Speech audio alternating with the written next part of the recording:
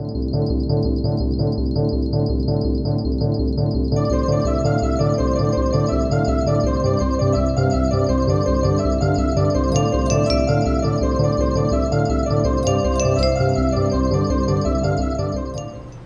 tarde, grazas por vir hoxe a este segundo día das xornadas sobre o Entroido de Galiza. Hoxe temos dúas conferencias, eu creo que ademais bastante interesantes. Unha, porque trata dun entroido, neste caso a provincia da Coruña, que foi recuperado hai 3 anos, o entroido de Samede, que nos explicará Emilia Cajiao cal foi o proceso de recuperación, como documentaron isto, non? Como ás veces estes procesos de recuperación parten dunha casualidade, de coincidencias, non? A través dun traballo escolar, outras veces pois son froito de un estudo premeditado e xa planificado, pero moitas destas recuperacións que estamos vendo no país, pois a veces xurden pola casualidade, o cual por unha parte está ben, pero por outra é unha pena que non haxa un traballo serio e unhas iniciativas, tamén uns apoios públicos dentro da administración para o que é o estudo da recuperación destes procesos culturais que hai en torno ao Entroido, do que falamos moitas veces da riqueza que ten Ourense, pero claro, Ourense ten esa riqueza porque o conserva, pero a riqueza do Entroido estendíase por todo o país, non? E moitos, sobre todo as zonas onde máis se perdeu, a zona da provincia de Pontevedra e a provincia da Coruña, pero nada que rasque. Sabemos que hai 30 anos estaba cheo de entroidos interesantes onde siguen existindo informantes, transmisores vivos que nos poden explicar como era e como poder reactivar, non? estes entroidos, ainda que sufran as dinámicas, as actualizacións propias dos tempos. Entón, por unha parte, temos esta charla que eu creo que é interesante para que coñezades os entroidos que se están recuperando, e despois teremos unha conferencia da socióloga portuguesa Patricia Cordeiro, que ven falar do Carnaval de Podence, o famoso Carnaval dos Caretos.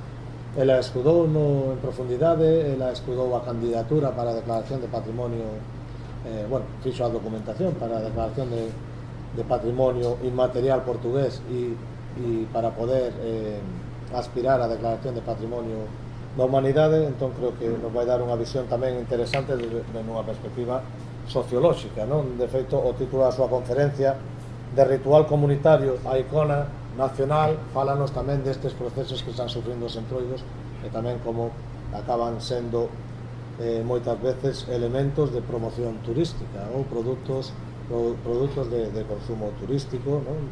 Porque as administracións tamén lle interesa eso. Pero antes destas dúas charlas, vamos a abrir as xornadas de hoxe presentando unha serie de traballos sobre o entroido que publicamos coa Sociedade Antropolóxica Galega. Acabamos de facer un especial, un número especial que aglutina pois, 8 artigos de investigación sobre distintos aspectos do entroido, realizados por xente, compañeiros da Sociedade Antropolóxica Galega, por colaboradores, e que esperemos que vos guste e que vai a estar disponible a partir da próxima semana para descarga libre e visionado libre a través da noso blog, da nosa web e das nosas redes, non? Hoxe traemos aquí un adianto e é esta publicación que vedes, Caderno de Campo, boletín informativo da Sociedade Antropolóxica Galega. É unha publicación que puxemos en marcha no 2011. A Sociedade Antropolóxica Galega ten tres publicacións seriadas: o Anuario de Antropoloxía e Historia de Galiza, Fol de Veleno, que sai cada ano. Bueno, o ano pasado problemas non puido sair e este ano sairán 2, o sea que non recuperamos, non? E temos tamén unha revista digital, Saga, revista digital de investigación, onde se colgan artigos de xente que poda chegar temas que teñan que ver con noso campo de estudio, que é unha visión ampla da antropoloxía, etnografía, historia, arqueoloxía. E despois tiñamos o Caderno de Campo, que é outra revista tamén digital, legalizada, co seu ISSN correspondente, e que publicábamos de xeito cuatrimestral, o cal era moito traballo, non? Empezamos sendo un boletín informativo un pouco das actividades da asociación, do que facíamos, dos novos proxectos. Foi medrando pouco a pouco, incorporando artigos, e, bueno, os últimos números xa eran revistas de de casi 60 páxinas, e era un traballo moi grande poder sacar cada 4 meses isto, non? Entón, fixemos, despois de 10 números, fixemos un parón aí nos últimos 3 anos, e este ano decidimos recuperalo de cara ao Entroido, e claro, 3 anos de parón, supón que se os últimos xa eran bastante tocho, este é o doble, porque xa son 100 páxinas, non? Porque aparte de todo, non incluímos un ou dous artigos ou tres, non? Senón que incluye 8 artigos, incluye unha crónica da mascarada ibérica deste ano, e despois incluye 2 seccións propias do boletín, como era a crónica de actividades que desenvolvimos antes, nos 4 meses anteriores, agora nos últimos 3 anos, unha escolma, e unha sección de fotografía etnográfica a cargo de fotógrafos que colaboran con nós, non? Unha sección de fotografías de Pedro Losada e un reportaxe de fotografía etnográfica de Roberto de la Torre, non? Aparte de unha crónica inédita en memoria de Ángel Gilberto Martínez, Papi Gil, compañeiro da saga, que morreu hai uns meses e que nos deixara material, tiñamos material inédito del, que sempre publicaba ao final de cada caderno unha crónica fotográfica con textos de carácter etnográfico acompañando esas imaxes. Entón, bueno, podemos recuperar este traballo dele e publicalo para que quede aí. Entón, vou explicar un pouquiño os contidos para que el que lle interese pois poderá descargarlo libremente. De feito, temos pensado, antes facíamolo así, a xente que está interesada en recibir novas podía darnos o seu email e nós, cando publicábamos isto, mandábamos en PDF a todo o mundo por correo, pero bueno, téndelo para descarga sen problema. Igual que tendes para descarga ou para visionado online os números do Fol de Veleno do 2015 para atrás. Normalmente os dos últimos non nos colgamos, pero tendes os 10 números do caderno de campo, tendes tamén os anuarios hasta 2015 colgados na nosa web, e se non no noso site de ISU, unha plataforma un repositorio de publicacións, aí podedes ver. Ben, os contidos deste número é un artigo de Miguel Losada sobre o Entroido, unha reflexión que fai el, que é o Entroido, donde, bueno, expón unha serie de teorías de contextualización do Entroido e afonda nun Entroido que poidemos, unha mascarada que poidemos coñecer hai uns anos que estivemos en Marrocos, que é a mascarada do Bilbao ou Bilbaoen, que ten uns paralelos extraordinarios co Entroido galego. É unha mascarada do comezo do ciclo da invernía, neste caso ben vinculada ao calendario islámico, pero os seus contidos simbólicos, a súa ritualística, pouco ten que ver coa ideoloxía islámica, en daqueles o liguen a festa do Cordeiro, non? Bueno, veredes folións, falarades folións dese personaxe con esquilas que fustiga, que vai facendo os ritos petitorios polas casas.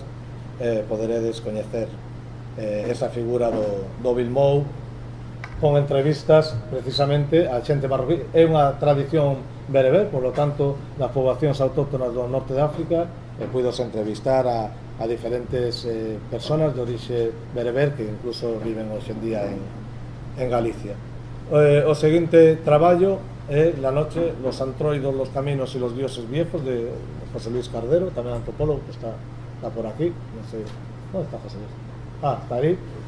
Tamén unha reflexión moi interesante sobre posibles orixes e ligazóns do Entroido con outra festa xa antigua. Neste caso, el vai falar de Dionisios, toda esa viaxe ao inframundo, a relación coas máscaras e eses camiños, o cual tamén un traballo para reflexión. Continuamos con un traballo de Lidia Mariño sobre a figura da vella mitológica, o sea, a vella da mitoloxía galega, non só galega, sino de toda Europa, e máis alá, como a vez é unha personaxe do Entroido, estuda esas posibles ligazóns entre personaxes míticos e personaxes representadas no Entroido. É un tema importante, sabedes que moitas veces as celebracións gran parte das celebracións religiosas en diferentes contextos culturais veñen a reproducir esquemas mitolóxicos, historias mitolóxicas, non? E o Entroido como unha festa de raíz religiosa, para min non católica obviamente, pero religiosa, é moi probable que conserve parte de esquemas de relatos mitolóxicos tamén. Un cuarto, bueno, non sei se perdí agora, un traballo que neste caso meu sobre as máscaras xiróvagas de Manzaneda, unha análise simbólica, non só un análise do fulión e da foliada, de todos os ritos que forman parte da foliada, senón tamén do significado desta danza única en Europa e para min un dos entroidos máis fascinantes do mundo, sin desmerecer a ningún dos outros entroidos que hai, pero pola carga simbólica e o significado do que estas persoas fan, non? E como conservan tamén tan ligado á súa identidade, intentando tamén manter un pouco protegido este entroido, non? Temos un traballo de Xerardo Santomé, músico, antropólogo, bueno, os compañeiros aquí da Merdeira coñecédelo porque fixe un traballo sobre o Merdeiro, e é un texto, un traballo inédito que temos de unha das súas ponencias nas primeiras xornadas, non sei se na terceira ou na cuarta xornada, el veu falar de Piténs, do Entroido do Ío, e deixounos o traballo para publicar. Bueno, a veces as cousas tardan en publicarse, pois aquí está publicado. Temos tamén un tema moi interesante que é os cantos de Entroido, dentro do fenómeno Entroido, o que é a importancia dos cantos, un traballo de Carlos Ares, neste caso centrado no entrudio do Oriente Ourensán. O tema do canto e o tema dos bailes está moi pouco estudado, dos bailes e das danzas, moi pouco estudado dentro do Entroido. É un campo riquísimo, máis do que parece. Unha vez que se empeza a escarbar, empezan a sair bailes, empezan a sair danzas, cantigas, igual que o tema do teatro, que se falou onte, que tamén é fenómeno fascinante dentro do Entroido, e por desgraza, como casi todos os elementos do Entroido, polo menos aquí na Galiza, están moi pouco estudados. Despois, Miguel Alonso, tamén compañeiro da saga, antropólogo que está aquí, achega este traballo, Máscara, Identidade e Transformación no Tránsito o Entroido Urbano. Fala do Entroido desde unha perspectiva urbana. Acaba de diseñar ese, como pollan por Berín ou por Laza, xa non sei o que é, ese Star Trooper con máscara de cigarrón decorada con, non sei se é Cthulhu, de Lovecraft ou algún ser desto. Bueno, é un símbolo para falar do que el quere neste traballo, non, desa relación e esas transformacións do Entroido urbano. Temos tamén un traballo de Xosé Anxo Rosales, tamén compañeiro de saga, Guardar carne el día de carnes tolendas, contribución ao estudo do porco no Entroido.